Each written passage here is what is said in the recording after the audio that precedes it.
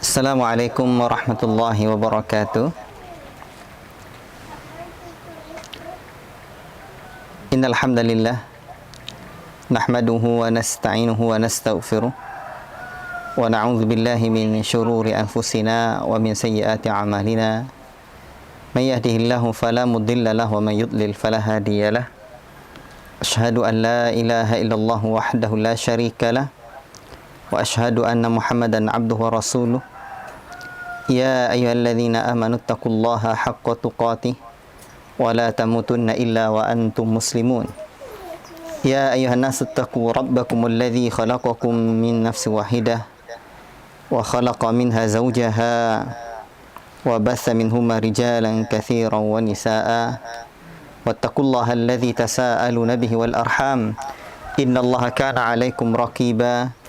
Ya ayyuhalladzina amanu taqullaha wa qulu qawlan sadida yuslih lakum a'malakum wa yaghfir lakum dhunubakum wa may yuti'illaha wa rasulahu faqad faza fawzan 'azima. Amma ba'd. Ikhwati fillah, barakallahu fikum. Syukur kita kehadirat Allah Subhanahu wa taala. Allah yang berikan kita rahmat dan nikmat-Nya sehingga pada kesempatan ini kita dapat bersuah kembali di Zoom ini atas nikmat Allah Subhanahu wa taala. Dan ingatlah, pintu pertama yang dihalangi oleh syaitan diri kita adalah pintu ilmu. Karena sesungguhnya ilmu itu adalah cahaya dan kebodohan itu adalah kegelapan. Apabila manusia berada dalam kegelapan, dengan sangat mudahnya syaitan menggebuk-gebuki diri kita. Oleh sebab itulah, ikhwati fillah, barakallahu fikum,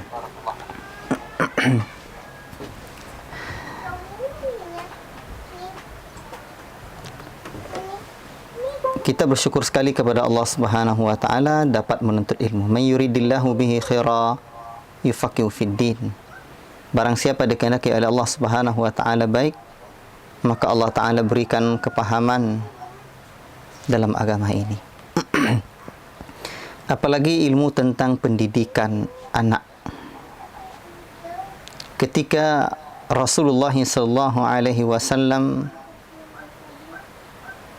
mensyariatkan agar kita mencari menantu laki-laki, suami dari anak perempuan kita sebagai seorang yang saleh, maka yang terpenting di antara yang penting kesolehan itu ternyata juga adalah kesolehan hatinya, kesolehan lisannya, kesolehan anggota badannya dalam tarbiyatul aulad, pendidikan anak. Ketika Allah Subhanahu wa taala memerintahkan kepada kita, Rasulullah sallallahu alaihi wasallam membimbing kita untuk mencari istri salihah, ternyata salihahnya seorang wanita yang akan kita persunting itu mestilah memiliki ilmu dalam tarbiyatul aulad, pendidikan anak. Ikhwati fillah, barakallahu fikum.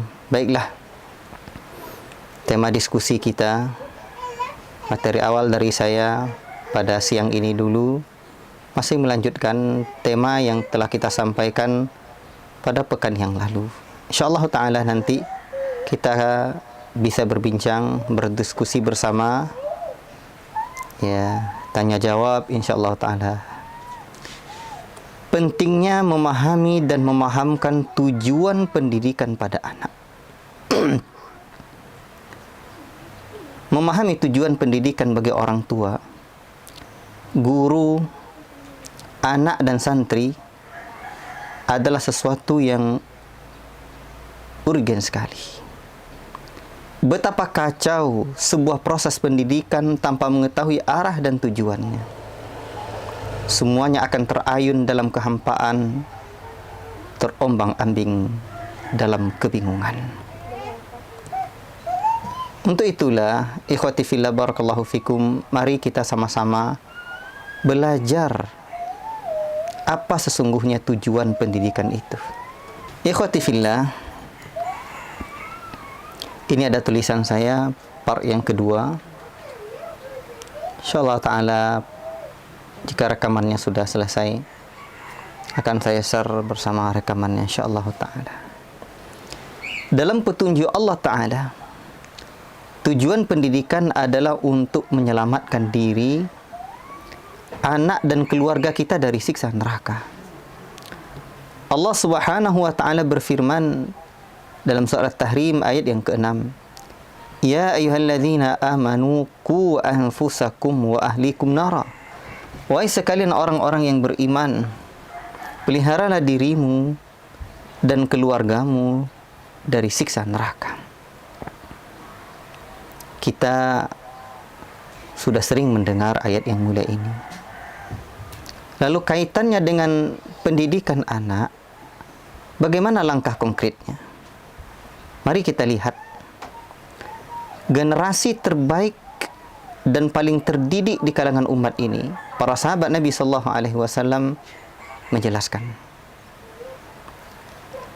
Ali radhiyallahu taala anhu, menantu Nabi sallallahu alaihi wasallam, berkata dalam menafsirkan firman Allah taala ini, "Allimu anfusakum wa ahlikumul khaira wa addibuhum." Ajarkan dirimu dan keluargamu kebaikan serta didiklah mereka. Berarti ilmu dan adab. Ibnu Abbas radhiyallahu taala anhu juga menafsirkan addibu ahlikum. Tanamkan adab pada keluargamu. Allahu akbar. Jadi nampaklah tujuan pendidikan adalah melahirkan insan yang beradab, manusia yang berakhlak mulia. Dalam riwayat lain, Ali radhiyallahu taala anhu berkata, "Addibuhum muallimuhum." Tanamkan adab dan ajarkan mereka ilmu. Umar bin Khattab radhiyallahu taala anhu menyebutkan, "Ta'addabu thumma ta'allamu." Tanamkan adab, kemudian ajarkan ilmu. Allahu akbar. Di sini kita betul-betul harus merenungi. Inilah rahasia kegemilangan generasi salaf. Mereka mengutamakan belajar adab sebelum melaut luas dalam keilmuan. Lihatlah bagaimana generasi terbaik umat ini, khairul quruni qarni, tsummal ladzina yalunahum, tsummal ladzina yalunahum. Sebaik-baik generasi adalah generasiku, para sahabat. Kemudian satu kurun lagi setelahnya tabi'in. Kemudian satu kurun lagi setelahnya tabi'ut tabi'in. Allahu akbar. Inilah role model kita dalam pendidikan.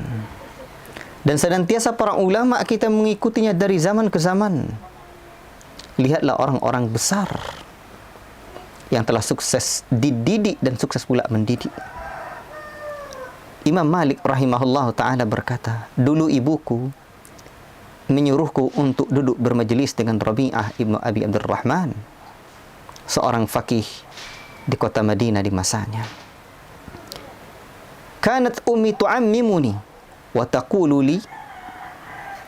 Dulu ibuku memakaikan sorban di kepalaku dan berkata kepadaku, idhhab ila Rabi'ah. Pergilah kamu kepada Rabi'ah. Fata'allam min adabi qabla ilmihi. Pelajarilah adab darinya sebelum mengambil ilmunya. Allahu akbar. Jelas. Ternyata belajar adab sebelum ilmu. Beliau rahimahullah ta'ala juga mengatakan kepada salah seorang pemuda Quraisy, kalau tadi ibunya mendidik Malik rahimahullah ta'ala, Malik kecil, dengan didikan adab, sekarang coba lihat ketika Imam Malik rahimahullah ta'ala mendidik para pemuda. Allahu akbar. Beliau berkata kepada salah seorang pemuda Quraisy, Ya bana akhi, ta'allamil adaba qabla an tata'allamal ilma. Wahai anak saudaraku, belajarlah tentang adab sebelum engkau belajar ilmu. Oleh karenanya, para ulama sangat perhatian sekali mempelajari adab ini. Imam Ibn Mubarak rahimahullah ta'ala pernah mengatakan, ta'allamna al-adaba 30 aman wa ta'allamna al-ilma 20. Kami mempelajari masalah adab selama 30 tahun, sedangkan kami mempelajari ilmu selama 20 tahun. Allahu Akbar. Al-Imam Ibn Sirin rahimahullah ta'ala berkata, kanu yata'allamuna al-hadiya kama yata'allamuna al-ilma. Mereka para ulama dahulu mempelajari adab sebagaimana mereka menguasai satu ilmu. Makhlad ibn al-Husain berkata kepada Ibn Mubarak, nahnu ila kathirin min al-adab ahwaju minna ila kathirin min hadith. Kami lebih butuh dalam mempelajari adab daripada banyak menguasai hadis. Allahu Akbar. Ternyata begini generasi terbaik umat ini, para ulama kita. Habib bin Ash-Shahid berkata kepada anaknya, wahai anakku, pergaulilah para fuqaha dan ulama. Inilah mulazamah. Belajar dan ambillah adab dari mereka. Sesungguhnya hal itu lebih aku sukai daripada banyak hadis. Allahu Akbar. Allahu Akbar. Dikatakan kepada Al-Imam Syafi'i rahimahullah ta'ala, bagaimana hasratmu terhadap adab? Beliau menjawab, aku mendengar satu huruf dari adab yang belum pernah aku dengar, maka seluruh anggota badanku ingin memiliki pendengaran hingga dapat merasakan kenikmatan mendengarnya. Lalu ditanyakan, bagaimana keinginanmu untuk mendapatkannya? Beliau menjawab, seperti keinginan seorang ibu yang kehilangan anaknya, sedangkan ia tidak memiliki anak selainnya. Allahu Akbar. Lihatlah bagaimana nasirus sunnah ini. Imam Syafi'i rahimahullahu ta'ala, pembela sunnah Nabi sallallahu alaihi wasallam ini, bercerita tentang bagaimana kebutuhan beliau terhadap adab. Kalaulah demikian generasi salaf, apa kira gerangan dengan generasi kita? Wallahi sungguh kita jauh lebih butuh terhadap tarbiyah atau ta'dib ini, kepada penanaman nilai adab ini. Abdullah bin Wahab pernah berkata, apa yang pernah kami nukil dari Al-Imam Malik aktsaru mimma ta'allamna min ilmi. Apa yang kami nukil dari adabnya Imam Malik lebih banyak. Manaqalna min adabi Malik aktsaru mimma ta'allamna min ilmihi. Yang kami nukil dari adabnya Imam Malik lebih banyak dari dalam hal adab dibandingkan ilmunya. Allahu Akbar. Generasi salaf memahami betul rahasia kenapa adab didahulukan. Mari kita sama dengar. Di antaranya Yusuf bin Al-Husain rahimahullah ta'ala pernah berkata, bil adabi tafhamul ilma. Dengan mempelajari adab, maka engkau jadi mudah memahami ilmu. Allahu Akbar. Dan dalam lapangan tarbiyah, saya betul-betul menyaksikan dan melihat ya dari pengalaman-pengalaman yang Allah Ta'ala titipkan, anak-anak kita yang beradab, ya, yang hatinya sudah terdidik, ya, Masya Allah, semangatnya meningkat, ya, terus kecintaannya terhadap ilmu luar biasa. Sebab itulah Syekh Saleh Al-Utsaimin dalam Ta'zimul Khulasa Ta'zimul Ilmi berkata, dengan memperhatikan adab maka akan mudah meraih ilmu. Sedikit perhatian pada adab maka ilmu akan sia-sia. Allahu Akbar. Hari ini penyakit yang mewabah itu kurangnya adab, loss of adab. Untuk itu perhatian kita sebagai orang tua dan guru terhadap anak dan santri dalam pendidikan adab mestilah tinggi. Di saat fitnah teramat sangat dahsyat, fitnah syahwat, fitnah syubhat. Dan ingatlah, ikhwati fillah barakallahu fikum, di antara makna dan hakikat pendidikan itu adalah at-ta'dib, penanaman nilai adab. Penanaman nilai adab. Dan orang tua serta guru adalah para muaddibnya. Mau tidak mau, suka tidak suka, anak kita akan berguru kepada adab kita, akhlak kita, kepribadian kita. La ilaha illallah. Salafus salih betul-betul memperhatikan. Lihatlah ini. Tujuan Rasulullah SAW diutus adalah untuk menyempurnakan akhlak manusia ini.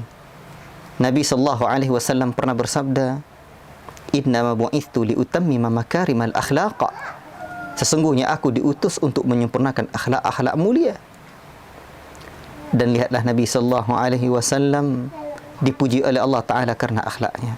Dalam surah Al-Qalam ayat yang keempat, wa innaka la'ala khuluqin azim. Allah Taala berfirman, dan sungguh-sungguh engkau Muhammad berada atau memiliki akhlak yang sungguh sangat agung. Allahu akbar. Ikhwati fillah, saudaraku yang kucintai karena Allah Subhanahu wa taala. Maka di sini inilah yang harus kita perhatikan betul, ya. Bagaimana diri kita ini betul-betul memiliki adab, dan kita turunkan pula kepada anak kita. Ya, kita harus introspeksi diri terus, ya, agar kita dapat atau memiliki adab ini. Ummul Mukminin Aisyah radhiyallahu taala anha pernah mengabarkan akhlak Nabi sallallahu alaihi wasallam tentang kepribadian Nabi. Beliau berkata, kana khuluquhul Quran. Akhlaknya adalah Al-Quran. Manifestasi dari kandungan Al-Quran ada dalam kehidupan Nabi sallallahu alaihi wasallam. Jelaslah dari ayat, hadis dan sikap para ulama salaf, tujuan pendidikan adalah mendidik akhlak anak. Sudah semestinya anak-anak dan santri kita, apalagi para penghafal Al-Quran, dididik untuk mengaplikasikan akhlak dan nilai Al-Quran dalam kehidupan. Keluarga dan lembaga pendidikan harus melahirkan anak-anak didik yang berakhlak mulia. Kita harus pahamkan betul kepada anak-anak kita, tujuan pertama mereka dididik agar mereka menjadi seorang yang adib, yang beradab, insan yang beradab, manusia yang berakhlak mulia. Kasihan sekali, insyaallah besok kita bahas, ya, pertemuan-pertemuan kita berikutnya. Beberapa tahun yang lalu, dalam perjalanan dakwah bersama teman-teman, saya menjumpai di salah satu kota kecil pengurus yayasan, ketika kami di sela-sela mengisi kajian bercerita kepada kami, Ustaz, ada seseorang tamat pondok hafiz Quran 30 juz. Suara bagus, jadi imam. Qadarullah. Sejak beliau ada, uang di sekolah kita selalu hilang. Uang di sekolah kita selalu hilang. Dan dicurigai, ya, ini yang jadi imam ini yang mengambilnya. Akan tetapi, tentulah kita perlu bukti. Akhirnya kepala sekolah meletakkan kamera di atas, ya, merekamnya di atas loteng, dan masya Allah, qadarullah, ternyata yang terlihat yang mengambil uang sekolah tersebut adalah ustadz yang atau alumni pondok yang jadi imam itu. Sungguh ironi, sungguh ironi. Tidak mungkin Al-Quran membuat anak-anak kita seperti itu, tidak mungkin. Apa yang salah? Ya, apa yang terjadi? Ya, sebenarnya ada sesuatu yang terlewatkan. Apa itu? Ada iman belum tumbuh di hati. Al-Quran dihafal hanyalah untuk menyetor hafalan atas permintaan orang tua, mengejar target, hanya mengisi otak. Padahal mendidik hati sebelum otak dan jasmani adalah di antara konsep dalam tarbiyatul aulad, pendidikan.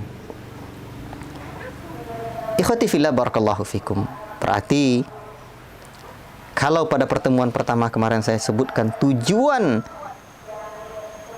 pendidikan itu sama seperti tujuannya manusia diciptakan, yakni beribadah kepada Allah Subhanahu wa taala, agar kita bisa duduk bersimpu di hadapan Allah, memiliki hati yang senantiasa bisa dekat dengan Allah. Dan pada pertemuan yang kedua ini, poin pertama yang saya sebutkan, hendaklah kita mesti ingat tujuan anak kita dididik agar menjadi santri yang beradab, manusia-manusia yang berakhlak mulia. Allahu Akbar. Maka yang paling penting, dari siapa anak kita berguru, ya, dari siapa anak kita bisa belajar adab, muaddib. Allahu Akbar. Ikhwati fillah, kemudian coba kita lihat tujuan pendidikan yang Allah Ta'ala sebutkan juga di dalam Al-Quran. Ketika anak-anak kita di pesantren, ketika anak-anak kita belajar ilmu, mereka mendapatkan ilmu.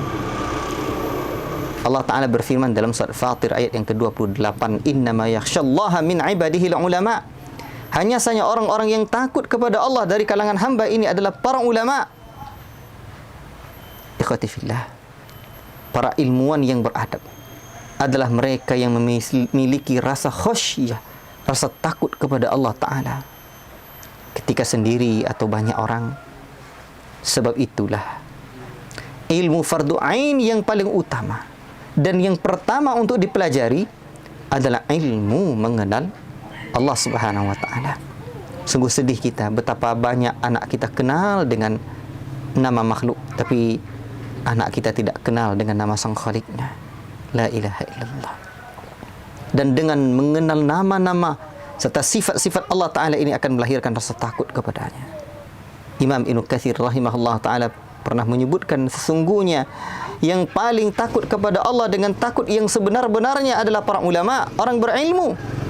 Karena semakin seseorang mengenal Allah yang maha agung, maha kuasa, maha mengetahui, dan dia disifati dengan sifat dan nama yang sempurna dan baik, lalu ia mengenal Allah lebih sempurna, maka akan lebih memiliki sifat takut dan akan terus bertambah sifat takutnya. Di antara ucapan ulama yang sering disebut-sebut oleh Syekh Abdul Razak hafizahullah ta'ala, man kana billahi a'raf kana minhu akhwaf. Siapa yang paling mengenal Allah, dialah yang paling takut kepada Allah Subhanahu wa Ta'ala. Allahu Akbar. Maka disinilah salah satu tujuan pendidikan. Tujuan anak kita didik, melahirkan santri, melahirkan kader-kader, melahirkan manusia-manusia, ilmuwan-ilmuwan yang hadir dalam dirinya rasa takut kepada Allah Rabbuna Tabaraka wa Ta'ala. La ilaha illallah. Lihatlah ketika Rasulullah SAW menyebutkan tentang al-ihsan dalam hadis Ummus Sunnah, ada tingkatan, ada 3 tingkatan Islam, 3 maratib: iman, Islam, ihsan. Dan ketika Rasul menyebutkan ihsan, lihatlah Rasul berkata, an ta'budallaha ka'annaka tarah fa illam takun tarahu fa innahu yarak. Engkau beribadah kepada Allah seolah-olah engkau melihatnya, dan jika engkau tidak bisa melihatnya, dan sekali-kali tidak akan pernah kita bisa melihat Allah, tetapi seakan-akan itu murah. Inilah kalau tidak sesungguhnya ia bisa melihat. Muraqabah, inilah tingkatan kedua ini, muraqabah. Allahu Akbar. Sebab itu kurikulum pendidikan anak inilah yang harus diberikan untuk mewujudkan tujuan mulia pendidikan itu, melahirkan anak yang takut kepada Allah, sehingga generasi kita terhindar dari penyakit rohani seperti mencuri, berbohong, penyimpangan seks, kecanduan game, kenakalan remaja lainnya. La ilaha illallah. Ingatlah, Allah Subhanahu wa Ta'ala pernah menyebutkan tugas seorang rasul itu dalam surah Al-Baqarah ayat yang ke-151. Kama arsalna fikum rasulan minkum yatlu alaikum ayatina wa yuzakkikum wa yuallimukumul kitaba wal hikmah wa yuallimukum ma lam takunu ta'lamun. Sebagaimana kami telah menyempurnakan nikmat kami kepadamu, kami telah mengutus kepadamu rasul di antara kamu yang membacakan ayat-ayat kami kepada kamu dan mensucikan kamu dan mengajarkan kepadamu kitab dan al-hikmah, sunnah, serta mengajarkan kepadamu apa yang belum kamu ketahui. Lihatlah ayat ini ada 5 hal yang disebutkan Allah Ta'ala. Membacakan ayat Allah, inilah dakwah, inilah tarbiyah, mendidik dengan lisan. Wa yuzakkikum, dan mentazkiyah, inilah berarti menyucikan. Tazkiyah, ingat, salah satu makna dan hakikat pendidikan itu adalah at-tazkiyah, penyucian jiwa, tazkiyatun nufus, ya. Maka tugas seorang pendidik mentazkiyah jiwa anak-anak, santri-santri dan murid-murid kita. Baru wa yu'allimukumul kitaba wal hikmah, mengajarkan kitab dan hikmah, dan mengajarkan ilmu-ilmu yang lain yang kalian tidak ketahui. Allahu Akbar. Inilah ikhwati fillah, dalam pertemuan kali ini saya menyebutkan beberapa tujuan pendidikan. Pertama, menyelamatkan kita dari siksa neraka. Kita pahamkan betul kepada anak kita, agar kita sama-sama besok, ayah, ibu, anak-anak kita bersama menuju surga Allah Subhanahu wa taala. Ya, sebagai kepala rumah tangga, ya, kitalah nakhodanya untuk membawa kapal itu menuju tempat keabadian surga Allah yang penuh dengan kenikmatan. Dan langkah konkretnya adalah menjadikan diri kita manusia-manusia yang beradab, manusia-manusia yang berakhlak. Dan kita sudah sama paham tadi bahwa ternyata tujuan Rasul diutus adalah menyempurnakan adab, menyempurnakan akhlak. Itulah yang disebutkan oleh para ulama salaf. Itulah yang mereka praktekkan sehingga mereka menjadi generasi gemilang sepanjang sejarah manusia. Kalau ditanya siapakah generasi gemilang, mereka lah para sahabat. Dan adab itu luas, sangat luas sekali. Maka ikhwati fillah, barakallahu fikum, adab ini jauh lebih luas sebenarnya dari karakter, pendidikan karakter hari ini yang berkembang. Jauh sebelum pendidikan karakter ini ada, Rasul dan para ulama telah mengajarkan kita adab dan akhlak mulia. Lihatlah para ulama menulis kitab-kitab adab banyak sekali.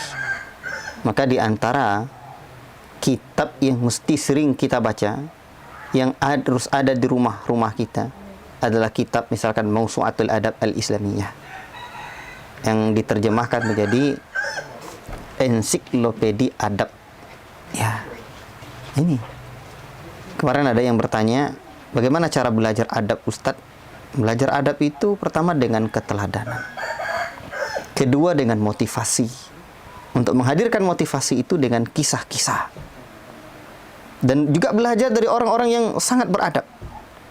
Ya. Kemudian juga belajar kitab-kitab adab. Ya, berapa banyak kitab-kitab adab? Berapa, ya. Saya pernah membawa kitab Nadratun Naim dari Makkah.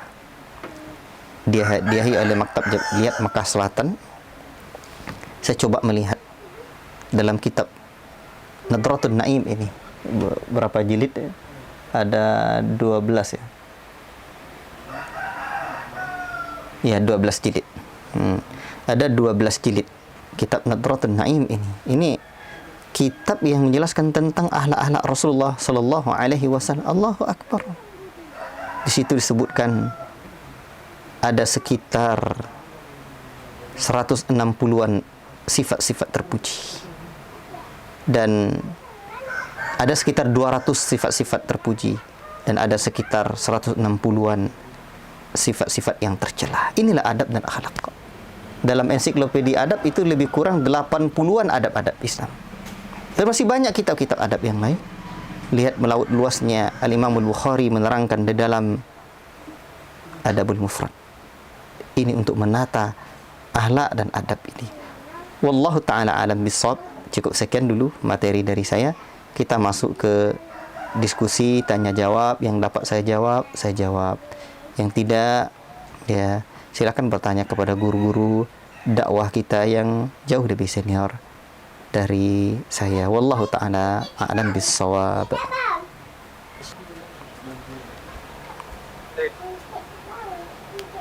Jazakallah khairan kepada Ustaz. Ya, sudah spesifik telah menyampaikan materi kita pada kali ini. Alhamdulillah, bisa kita dengarkan pemaparan materi tentang tujuan utama pendidikan, di mana telah dijelaskan tadi bahwasannya mempelajari adab sebelum ilmu adalah hal yang paling mulia. Dan juga ditengahkan oleh Ustaz tadi bahwasannya urgensi mempelajari adab, dengan mempelajari adab kau akan mudah memahami.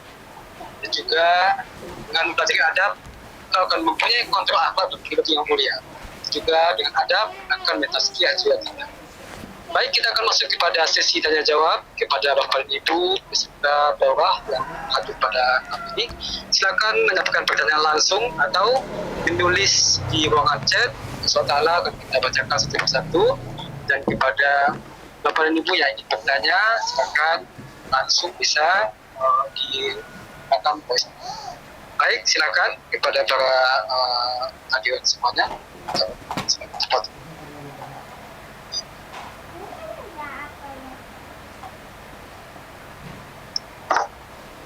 Assalamualaikum. Waalaikumsalam warahmatullahi wabarakatuh. Silakan Pak. Silakan namanya dari mana? Dari Jambi, ini Sankure dari Jambi. Masya Allah, barakallahu fiik. Saya ini masih lajang, belum punya istri. Masya Allah. Tapi saya sudah ada anak didik, kan anak murid, anak ngaji gitulah kan. Jadi anak-anak itu kan punya WA.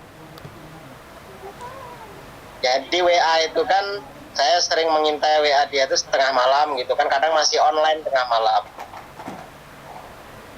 Jam 1, jam 2 mereka tuh masih online anak-anak murid. Yang cowok, cewek.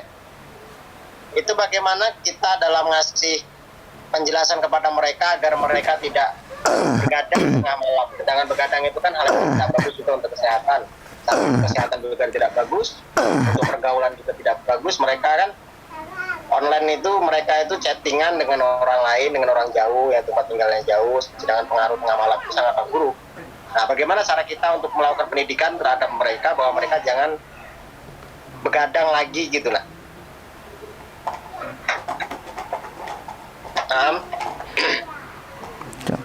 Mohon penjelasannya Bu ya. Insyaallah. Jazakallah khairan, barakallahu fiik. Bapak yang bertanya, Masya Allah, semangat sekali dari Jambi. Ini uhibbuka fillah. Saya mencintai antum karena Allah Subhanahu wa taala. Doa saya semoga Allah taala pertemukan segera jodohnya. Insyaallah taala. Karena ketika Allah taala mengajarkan kita doa, Rabbana hab lana min azwajina wa dzurriyyatina qurrata a'yunin waj'alna lil muttaqina imama. Ya Allah, berikan kepada kami, karuniakan kepada kami istri-istri dan keturunan yang menjadi qurrat a'yun, penyejuk jiwa. Allah Ta'ala memulai dengan azwajina, istri kami. Oleh karena itu, mudah-mudahan antum ya yang bertanya segera dapat jodohnya insyaallah Ta'ala. Atau kapan-kapan mainlah atau ziarahlah ke pondok kita di Riau ini. Alhamdulillah, di pondok ini sudah lebih 60 orang yang sudah saya jodohkan. Barakallahu fiik ya.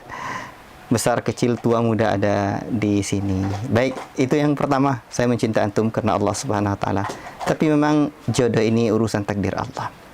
Dan saya sangat bangga sama Masya Allah orang-orang dan antum seperti ini. Semoga Allah banyakkan generasi umat ini yang seperti ini, peduli dengan nasib umat, apalagi masuk dalam dunia pendidikan.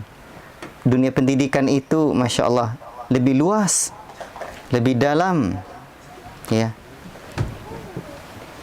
dari hanya sekedar mengajar. Kalau hanya sekedar mengajar ya siapapun bisa.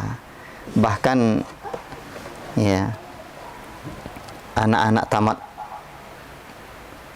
ya anak-anak kelas 4 bisa ngajar kelas 3, kelas 5 bisa ngajar kelas 4, karena pelajaran mereka ada mereka pelajari. Tapi mendidik, ini tidak semuanya. Sebab itu ilmu mendidik untuk anak-anak tamat pondok, karena mereka kan pengabdian. Yang usulan saya ini harus diberikan. Bagaimana anak-anak pengabdian itu bisa mendapatkan ilmu pendidikan. Barakallahu fiik. Baik, saya coba spesifik menjawab pertanyaan antum terkait dengan WA. Begitulah kondisi kita hari ini, begitulah tantangan kita hari ini. Sebab itu memang butuh pendekatan khusus terhadap anak-anak ini, terhadap anak-anak itu. Kita harus jadi sosok mereka, kita harus mendekati mereka. Ada apa dengan jiwa mereka? ada apa dengan latar belakang mereka, bagaimana dengan ayah bundanya, ya. Kita observasi, ya, kita dekati dulu. Kita upayakan mendidik hatinya.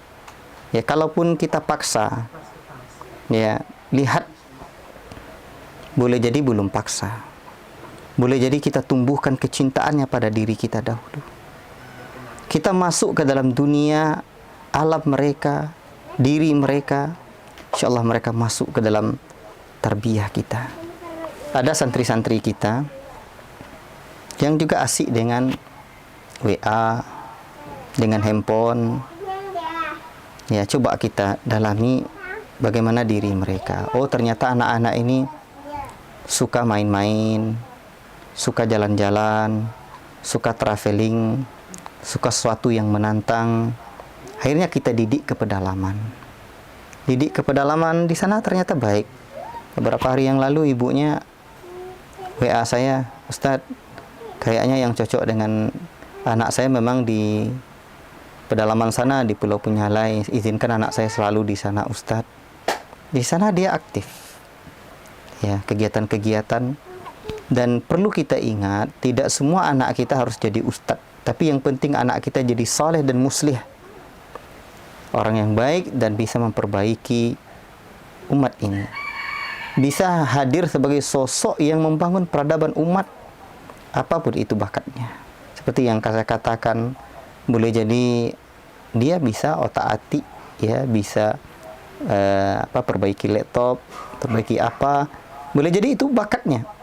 Orang main game itu hanya aksinya saja. Boleh jadi ada bakat yang terpendam di dalam dirinya. Kok bisa dia berjam-jam di depan laptop, di depan handphone itu, kok bisa? Itu perlu kita gali. Ada apa dengan hatinya? Maka tugas seorang guru itu adalah menggali potensi muridnya dan mendidik muridnya itu untuk bisa membangun peradaban umat ini.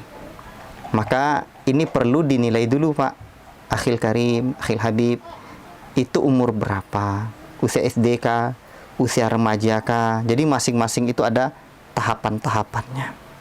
Jadi di antara hal yang penting kita tanamkan dalam pendidikan ini kan at-ta'dib, penanaman nilai adab. Dan kitanya juga mesti beradab. Dan adab seorang guru itu mengetahui kondisi muridnya, kondisi kejiwaannya. Nah, maka seorang guru yang beradab bakal melihat ini. Maka di antara upaya yang saya terapkan dan ajarkan kepada para muadib kita di sini, guru-guru kita, coba lihat dulu latar belakang keluarganya seperti apa. Adakah dia berasal dari keluarga yang broken home? Adakah dia dari keluarga orang-orang yang agamanya kuat? Ya, itu dinilai lagi. Kalau yang broken home berat sekali kita mendidiknya. Maka mau tidak mau, langkah awal yang bisa saya berikan, jadilah kita sosok idaman bagi mereka. Jadilah kita sosok teladan bagi mereka yang bukan hanya menyentuh fisiknya, bukan hanya menyentuh otaknya, tapi menyentuh hatinya. Jadilah kita seorang guru yang kreatif dan inovatif, terus kita kembangkan.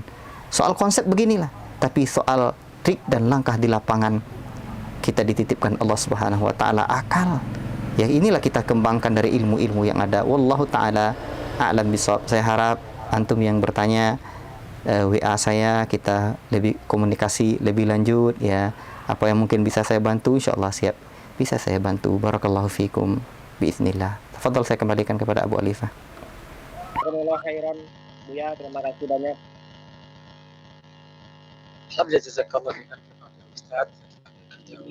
Atas pertanyaan dari Bapak Sang Guru dari Jambi. Mohon dibuka lagi Pak suara dengan suara lintasan-lintasan. Sedikit cukup berisik suara. Baik, kita lanjutkan kepada pertanyaan selanjutnya. Silakan bagi Bapak Ibu yang ingin bertanya langsung bisa langsung dari Ustaz, dan bagi yang ingin lewat chat silakan.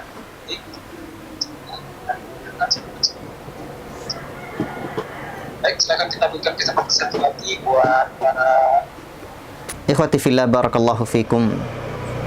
Pertama kali, jika ia adalah anak kita, kita bertobat kepada Allah Subhanahu wa taala atas segala dosa dan keteledoran kita, atas segala kesalahan-kesalahan yang ada pada diri kita.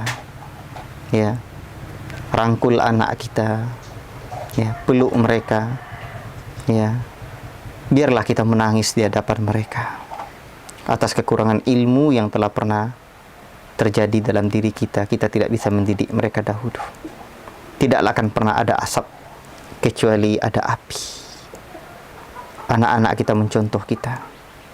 Untuk itu sadari hal ini. Yang kedua, banyak doa. Banyak doa. Dahulu ada seorang kiai, ya, yang bercerita di pondok. Pimpinan pondok ini bertanya kepada penjaga pondok lah, bahasanya, siapa saja anak-anak yang bermasalah itu. Akhirnya ya dikasihkan sama kiainya sekian orang. Dan ini yang kasih catatan senang sekali. Oh, bakal kena hukuman ini. La ilaha illallah. Tapi selang beberapa waktu tidak juga dapat hukuman. Yang tadi ngasih catatan, anak-anak bermasalah itu ini Pak Yai, nanya, kok nggak kasih hukuman Pak Yai? Pak Yai ini berkata, emangnya saya kasih hukuman apa? Saya meminta nama-nama anak-anak bermasalah itu agar saya bisa mendoakannya di kala malam atau di waktu-waktu mustajab. Saya sebut namanya. La ilaha illallah. Dan Masya Allah, ketika cerita ini diceritakan oleh seorang kiai di hadapan jemaah yang sekian banyak, ada satu kiai pula di hadapan itu, di hadapan kiai yang berceramah itu, termenung, tertunduk. Dan setelah kiai yang tadi berceramah selesai, beliau berkata kepada kiai itu, Kiai, sayalah yang dahulu pernah dicatat namanya dan didoakan oleh guru kita, rahimahullah ta'ala. Dan ternyata itu kiai sudah punya murid yang sungguh sangat banyak sekali. Allahu Akbar. Oleh karena itu kita jangan sepelekan dulu anak-anak yang bermasalah hari ini. Boleh jadi di kemudian hari mereka jadi orang yang baik, lebih dahsyat dan lebih hebat dari kita. Maka doakan mereka. Pandang mereka dengan pandangan kasih sayang. Lihat mereka dengan penglihatan, dengan jiwa yang besar, ya, dengan hati yang luas, dengan pikiran yang luas dan jiwa yang besar. Allahu Akbar. Setelah itu apa? Ingat, pendidikan ini ada jalur yang lurus, tidak ada masalah-masalah. Imannya tertata mulai sejak 0 sampai 7 tahun. Adabnya tertata sejak 7 sampai 12 tahun. Kedewasaannya pula tertata di saat usia 12 sampai 15 tahun. Dia balik pada saat dia berakil. Dia dewasa pada saat baliknya. Itu jalur pendidikannya. Tentulah jalur pendidikan yang anak-anak yang tidak ada masalah. Ya. Penanaman ilmu, penanaman adab dan penanaman ilmunya, Masya Allah, seperti yang diharapkan. Ya, tumbuh dari rumah. Ya, rumah-rumah orang tua yang hadir sebagai seorang muadib dan muadibah. Ia pula tumbuh di lingkungan yang pernah disebutkan oleh Syekh Al-Albani rahimahullah ta'ala dengan bi'ah salafiyah. Lingkungan salafi sejati yang tidak tercemari oleh fitnah, syubhat dan syahwat. Alhamdulillah, didik mereka dengan baik. Iman, adab, Al-Quran, hadis, beri hafalan yang banyak. Ya. Tetapi jika anak ini sudah pernah rusak dengan lingkungan yang ada, dengan kurangnya keterdidikan dari orang tua, mau tidak mau kita islah atau recovery lagi. Mulai dari manakah? Sentuh hatinya kembali. Sebagaimana anak-anak kecil mereka disentuh hatinya. Kita berikan kehangatan dan kedekatan. Ini sosok ayah saya, ini sosok ibu saya. Mereka saling bercerita. Kita saja, kita cerita-cerita sama orang, ya Masya Allah, dekat kita. Anak kita juga demikian, banyak cerita, kita banyak cerita tentang akhirat, tapi sesuai umurnya. Umurnya umur berapa? Kalau anak remaja mungkin jiwai, nak maafkan ayah dulu, cuma seperti ini, untunglah sekarang belajar ilmu agama, dapat doakan ayah nak. Jangan dibuli. Membuli dan konflik dengan anak itu akan merusak anak. Tapi ada apa kira gerangan? Terus dekati dulu. Ya. Ketika sosok kita hadir di hatinya, ketika kita ada di hatinya, dan ketika dia ada di hati kita, Allahu Akbar, itu akan memberikan pengaruh yang luar biasa. Ya, jadi pendekatan. Setelah itu apa lagi? Allahu Akbar. Ya, kadang kita harus mengalah untuk pendidikan itu, tapi harus menang. Kita harus menang. Terus ini apa langkahnya? Kita buat ya portofolionya, apa kendala-kendala anak kita, kemudian apa solusi-solusinya. Kita bertanya kepada guru-guru detil permasalahannya itu apa. Itu juga harus kita pahami. Kalau tidak, ya penangannya setiap masing-masing anak itu juga berbeda-beda. Allah Ta'ala alam. Jadi anak yang suka berbohong ini, anak yang suka mencuri begini. Nanti lingkungannya juga seperti ini. Maka mau tidak mau langkah awalnya kita masuk kepada jiwanya dan didik hatinya. Ya, didik dengan kisah-kisah akhirat. Ya. Juga carikan teman-teman yang baik. Mereka akan sahib nanti teman-teman itu akan mempengaruhi mereka. Wallahu ta'ala a'lam bishawab. Tafadhal Abu Alifa.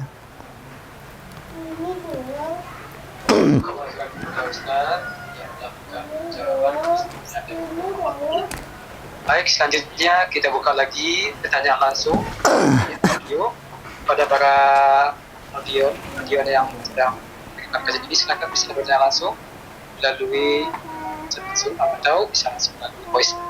Silakan kita buka lagi pertanyaan langsung bagi orang yang bertanya. Silakan sebutkan nama dan dari mana sebutan. Silakan. Jika tidak ada, ini ada Abu Alifa di kolom chat. Tafadhal. Baik, sambil menunggu pertanyaan langsung, kita akan bacakan lagi di ruangan chat. Ya, kembali pertanyaannya yang bacakan berasal dari Jambi. Assalamualaikum Ustaz. Apa Ustaz, Anda mau tanya bagaimana cara kita mengeluarkan keyakinan kita kepada makhluk dan memasukkannya keyakinan kepada Allah, masuk pada diri kita. Ini sepertinya belum dari tema Ustaz, bisa dijawab atau bagaimana? Silakan Ustaz. Iya, belajar tentang asma wa sifat. Ya. Belajar tentang nama-nama dan sifat Allah. Dan ilmu yang paling tinggi adalah ilmu mengenal Allah. Makanya ketika Syekh Muhammad rahimahullah ta'ala dalam Thalathatul Usul menyebutkan ya tentang ilmu, wa huwa ma'rifatullah wa ma'rifatu nabihi wa ma'rifatu dinil islami bil adillati. Ilmu mengenal Allah. Ilmu mengenal Allah. Semakin banyak kita mengenal nama dan sifat Allah, maka akan semakin menghadirkan rasa takut kepada Allah, keyakinan kepada Allah Subhanahu wa taala. Dan saya ingin mencoba mengaitkan dengan pendidikan. Saya membuat Raudatul Iman di lembaga pendidikan kita, di pondok kita. Raudatul Iman, taman pendidikan iman. Karena sesungguhnya pendidikan yang pertama kali ditanamkan Rasulullah SAW itu adalah pendidikan iman. Ya, selama 23 tahun Rasul berdakwah di Mekah dan Madinah, 13 tahun di Mekah, 12 tahun di Madinah. Ternyata kurikulum ilmu, takdib, tarbiyah yang diberikan Rasul kepada para sahabatnya adalah iman dan akhlak, mendapatkan prioritas yang sungguh sangat luar biasa. Iman, lihatlah di dalam Al-Quran Allah Ta'ala menyebutkan banyak ayat yang Allah Ta'ala gandengkan. Iman dengan Allah, iman dengan hari akhirat. Baik, Tentang pendidikan anak Raudatul Iman tadi, kelas PAUD atau TK atau pendidikan anak usia dini, sebenarnya dalam sejarah Islam, pendidikan anak usia dini itu bersama ibunya, bersama orang tuanya di rumah, sehingga disebut al-ummu madrasatul ula. Ibu adalah pendidik yang tempat sekolah yang pertama. Tapi mungkin ibu punya kesibukan hari ini atau mengajar juga di pondok dan yang lain-lainnya, kita buat pendidikan iman. Tapi pendidikan Raudatul Iman di sini orang tuanya juga harus terlibat, karena kebersamaan orang tua dengan gurunya berapa lama lah. Tapi dengan anak, Masya Allah, luar biasa. Dengan orang tuanya lama sekali. Dan di antara kurikulum ya yang kita buat, pendidikan anak, pendidikan iman anak, nama dan sifat Allah. Nama Allah banyak. Sering kita dengar 99 nama Allah, belum lagi yang lain. 99 nama Allah ini saja kita ajarkan kepada anak-anak kita. Allahu Akbar. Nah, tengoklah Allah Al-Latif misalkan. Allah Maha Lembut, ya. Saya sering kali mendengar, saya mendengar dari Buya Zamzam Hafizahullah Ta'ala. Lihatlah bagaimana Al-Latifnya Allah, Maha Lembutnya Allah. Lihatlah bagaimana lembutnya Allah dalam penciptaan, ya, dibandingkan dengan manusia ini. Ketika Allah Ta'ala menciptakan gigi manusia, tidak pernah kita dengar tak. Bang, kata istri kita, ini alhamdulillah bersyukur kita, anak kita sudah tumbuh giginya, nggak ada. Rambut kita malam-malam tumbuh rambut anak kita tak. Alhamdulillah tumbuh rambut anak kita, bang, nggak ada. Sawit, padi, karet, dan seluruh tanaman-tanaman yang kita tanam, tidak pernah kita dengar tak. Tumbuh tidak.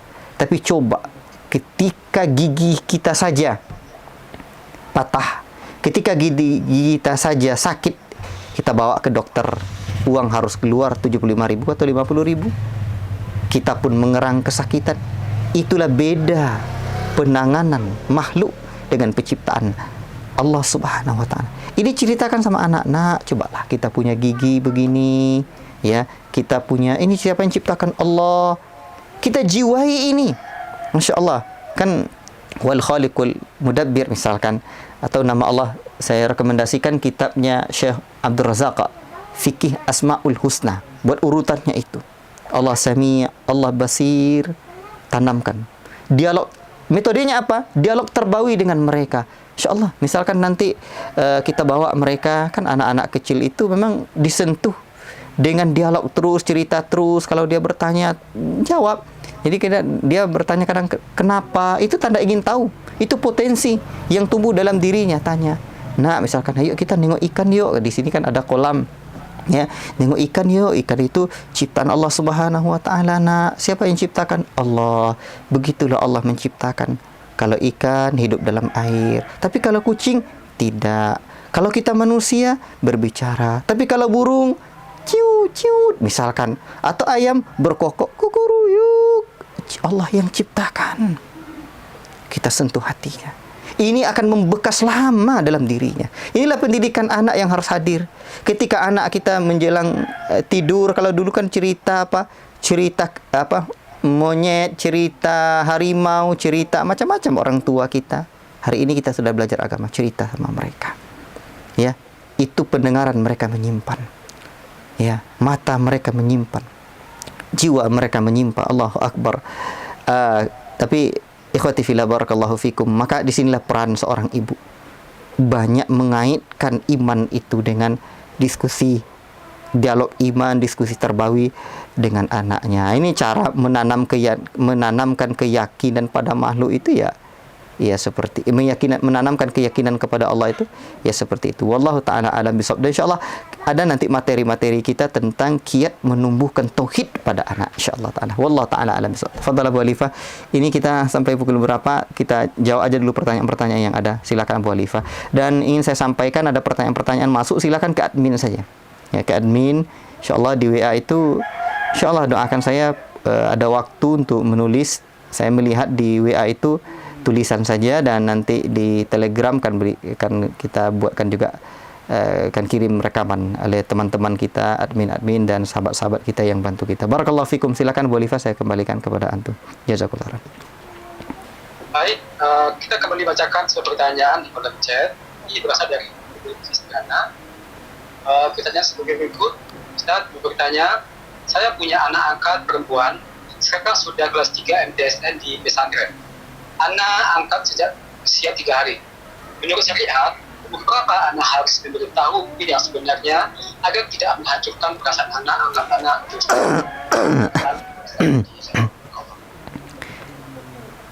Barakallahu fiik, ibu atau bapak yang bertanya, ya. Ibu ya. Yang paling penting itu bukan umur berapanya. Yang paling penting itu ibu didik. Ibu didik, dia siap mendengarkan itu. Dan ibu harus kasih tahu. Saya pernah mendapati seorang santri yang dididik oleh seorang yang kaya, diambil dari tempat yang jauh, dari provinsi yang pulau yang berbeda. Di kemudian hari, karena bapak ini terlambat ngasih tahunya, sampai ibu kandungnya itu meninggal. Ibu kandungnya itu meninggal, ya. Sehingga ternyata walaupun anak ini diberikan kasih sayang, bantu. Walaupun bapak ini memberikan kasih sayang kepada anak ini, Allahu Akbar. Ternyata Allahul Musta'an, ternyata ada pengaruh kepada kejiwaan anak ini. Ada pengaruh yang luar biasa. Saya dialog dengan dia, ternyata apa? Ternyata dia kecewa, kesal sekali. Kenapa dulu tidak dipertemukan dengan ibunya? Kenapa dulu ibunya begini? Kita tidak tahu umur kita dan umur ibu anak itu. Untuk itu segera beritahu. Jadi siap deh. Bahkan dia bisa ibu buat anak kita ini bangga dengan ibu yang sudah mendidiknya. Ya, Allahu Akbar. Lihatlah bagaimana Usama bin Zaid ya. Zaid bin Harithah. Anak angkat Nabi sallallahu alaihi wasallam ketika datang orang tua aslinya, Masya Allah. Ternyata Zaid bin Harithah memilih Nabi sallallahu alaihi wasallam. Dulu orang memanggilnya Zaid bin Muhammad. Tapi datang syariat tidak boleh orang tua angkat itu anak menisbatkan nama orang tuanya dengan nama orang tua angkat. Akhirnya ya Zaid bin Harithah. Nabi beritahu, tetapi ternyata Zaid bin Harithah memilih Nabi tercinta sallallahu alaihi wasallam. Maka dengan kebaikan ibu, ya, dengan didikan ibu, atas jasa ibu, dan ibu yakin dengan pertolongan Allah. Ketika ibu sayang, irhamu man fil ardi yarhamukum man fis sama. Ya. Sayangilah makhluk yang ada di bumi, zat yang langit sayang kepadamu. Ibu jangan berharap apa-apa terlalu banyak dengan manusia ini. Sangat menyakitkan. Tapi berharaplah pahala di sisi Allah Subhanahu wa taala. Jadi tentang usia berapanya, usia dia siap mendengarkan hal itu. Dan sedini mungkin, secepat mungkin ibu tanamkan itu. Wallahu taala a'lam bissawab. Baik, kembali kita buka sesi tanya jawab langsung kepada bisa langsung tanya dari ruangan tanya langsung silakan. Baik, kalau tidak ada mungkin kita selesaikan sesi mengajukan sesi jawab informasi. Abu Alifa itu ada apa yang bertanya di kolom chat lagi. Baik, pertanyaan apa nama? Assalamualaikum Ustaz, seperti apa batasan marah dalam pendidikan anak?